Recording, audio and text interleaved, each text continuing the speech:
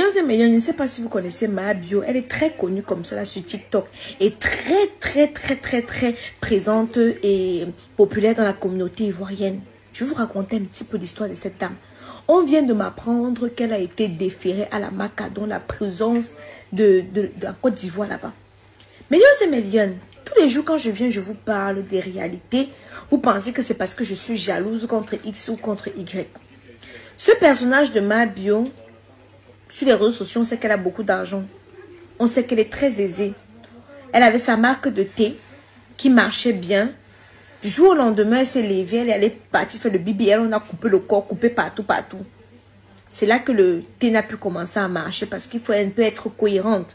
Tu ne peux pas vendre le thé qui est censé permettre de maigrir et puis tu peux encore couper tout le corps.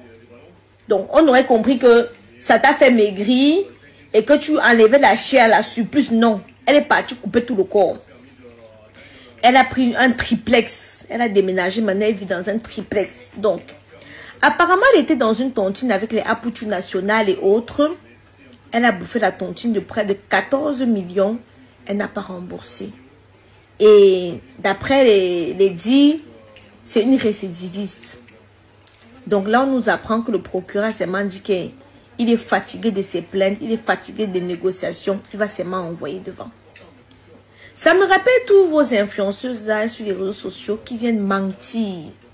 Mentir à la jeunesse.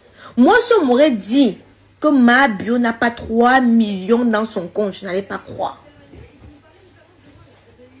Parce que si elle avait même 4 millions, elle devait déposer là-bas. Le procureur devait dire que voilà, au moins, elle a commencé à donner. Mais elle n'avait rien pour pouvoir donner. On dit que c'est encore les Aputu qui ont porté plainte encore. Parce que c'est quand tu portes plainte, non. Souvent même quand tu viens pour retirer ta plainte, le procureur dit que non. Maintenant, c'est dans les mains là-bas. Donc, je suis choquée. Vos influenceuses qui vendent le rêve. Quand je les pointe du doigt, vous me parlez de tu es jalouse de tel, tu es jalouse de ceci. Et pourtant, elles me font même pitié à la limite. Au lieu de vous asseoir, construire votre vie, vous, ce que vous voulez venir, c'est venir mentir la jeunesse.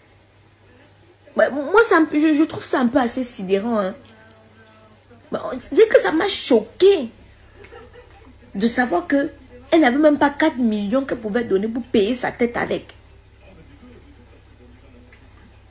Moi-même, si on me lève à n'importe quelle heure, que Aïcha paye même ta tête à 10 millions, je peux payer ma tête. Je dis que même à n'importe, même c'est à 6h, 4h, 5h du matin. Mais tu vois des personnes sur les réseaux sociaux qui nous montrent une vie de luxe. Mais moi, en fait, je suis choquée. Et je suis en même temps déçue.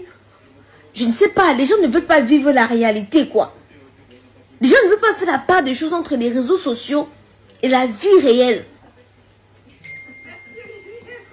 Et moi, ça me sidère. Hein? Ça me sidère plus que tout. Hey, je sais même pas ce que je vais dire. Tellement je suis dépassée.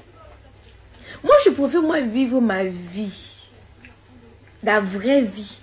Que de venir, je veux prendre toutes mes économies là pour bluffer, montrer aux gens de Facebook que j'ai.